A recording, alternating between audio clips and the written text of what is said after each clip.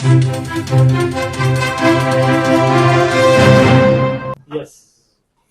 Doctor साहेब काय सांगायला आज तातडी पत्रकार परिषद घेतली, काय विषय म्हणजे? नमस्कार. जळगाव शहराची लोकसंख्या आणि विस्तार वाढतोय, त्याच्यामुळे शहरातील नागरिकांना लागणाऱ्या पायाभूत सुविधा, दिल्या जाणाऱ्या नागरी सुविधा यांची देखील व्याप्ती वाढली आहे आणि ते पूर्ण करण्यासाठी आपल्याला जळगाव शहर मनपाच्या अंतर्गत कर्मचारी वृंद असतील, तंत्रज्ञ अधिकारी असतील, अशा अतिरिक्त स्टाफची आवश्यकता आहे आणि नवीन मंजूर झालेल्या आकृतीबंधाप्रमाणे जवळपास 700 कर्मचारी जे आहेत ते असे भरले जाण्याची शक्यता आहे. परंतु हे सगळं करताना आज मितीचा आपण विचार जर केला तर जळगाव शहर मनपाचा निवृत्ती वेतन, शिक्षण मंडळाचं वेतन, वीज देयके आणि साफसफाई याचा दर महिन्याचा खर्च 18.70 कोटी आहे आणि 700 कर्मचारी जर आपण भरले तर पुन्हा 4.27 कोटीने तो वाढेल.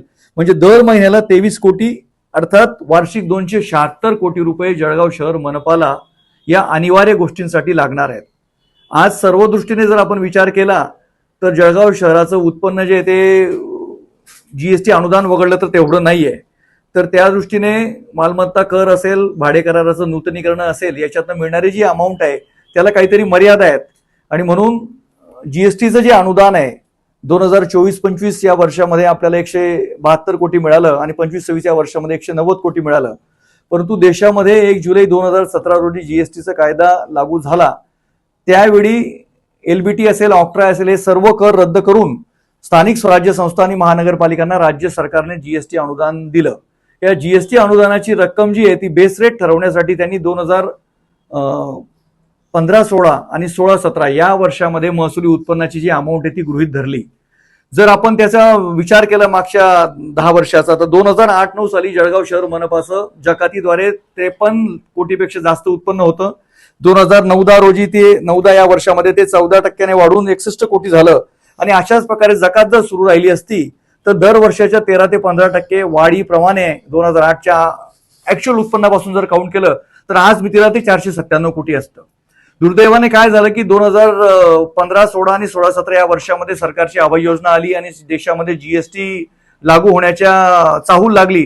त्याच्यामुळे स्थानिक स्वराज्य संस्थांचा कराची वसुली व्यवस्थित होऊ शकली नाही व्यापाऱ्यांकडनं. म्हणून जळगाव शहर मनपाची जी वसुली होती 2015-16ला ती 36 कोटीच्या आसपास होती आणि साधारणतः 16-17 या वर्षामध्ये जर आपण त्याचा विचार केला तर ती फक्त 16 कोटी होती.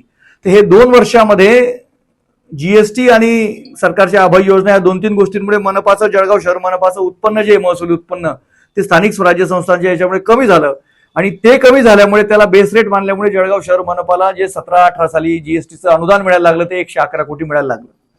समजा 2016-17 पर्यंत ऑक्ट्रा 2008चं जर आपण 53 कोटी उत्पन्न गृहीत धरलं आणि दरवर्षी 13 ते 15% वाढ धरली तर 16-17 साली आपल्याला 162 कोटी उत्पन्न असतं आणि 162 कोटी जर जीएसटी 2016-17ला आपण गृहीत धरला असता जीएसटीद्वारे मिळणारं उत्पन्न तर त्याचा देखील आपण जर विचार केला तर तेही उत्पन्न आज 2024-25ला 497 कोटी गेलं असतं.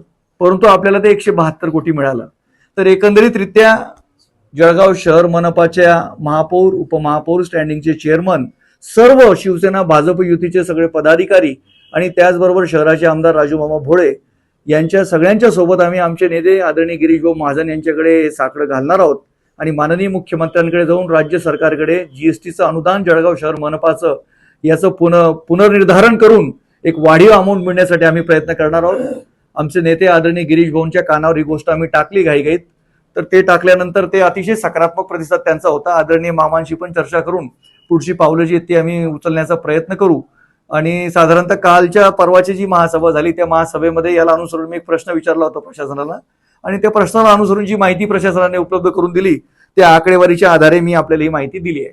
तर एकंदरीतरित्या जीएसटीचं अनुदान जे आहे ते कॅल्क्युलेट जर केलं तर 497 कोटी अपेक्षित आहे किंवा आपण मानतोय 15%ने जास्तीने.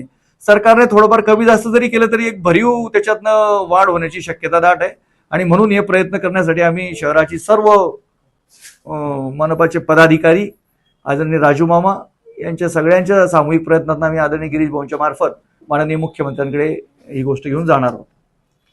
काय